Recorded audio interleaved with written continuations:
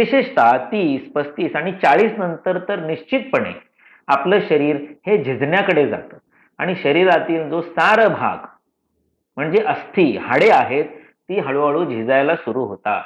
वयाच्या 40 पर्यंत आपण जे अनन्वित अत्याचार, असह्य बेशिस्त असं आपल्या शरीराबाबत केलेलं, वागलेलं असतं, ते सगळं व्याजासहित आपलं शरीर 40च्या वयानंतर विविध आजारांच्या द्वारे आपल्याला परत द्यायला सुरू करतं.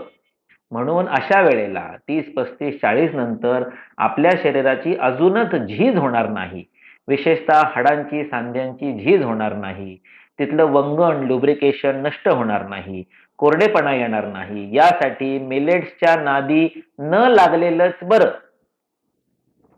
जरी ते मिलेट्स मेद, चरबी, फॅट, वजन, स्थौल्य, आकार, शेप हे कमी करत असले तरीही कोरडेपणा वाढल्यामुळे जसे सांधे आणि हाडे यांचं नुकसान होतं, झीज होते, त्याचप्रमाणे आपली त्वचा ओघळणे, सुरकुतणे, टोन जाणे, तिचं तेज जाणे, केसांची गळती होणे, केस लवकर पिकणे, केस तुटणे, टक्कल पडणे, कमी ऐकू येणे, डोळ्यांना कोरडेपणा येणे, झोप न लागणे, मळाला कोरडेपणा आल्यामुळे मलावरोध, कॉन्स्टिपेशन, हार्ड स्टूल, प्रेशर देऊन संडासला करावं लागणं, अधिक मिलेटसारखं कोरडं अन्न असल्यामुळे शरीरात त्यासाठी अधिक स्त्राव निर्माण होणे पचनासाठी म्हणून.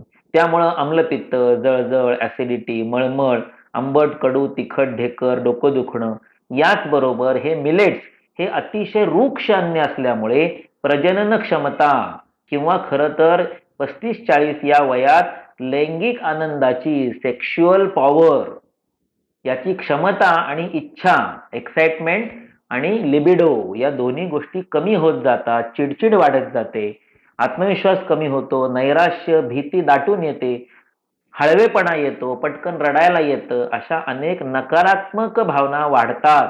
हे सगळं मिलेट्सचा अतिरेक केल्याने निश्चितपणे संभवू शकतं.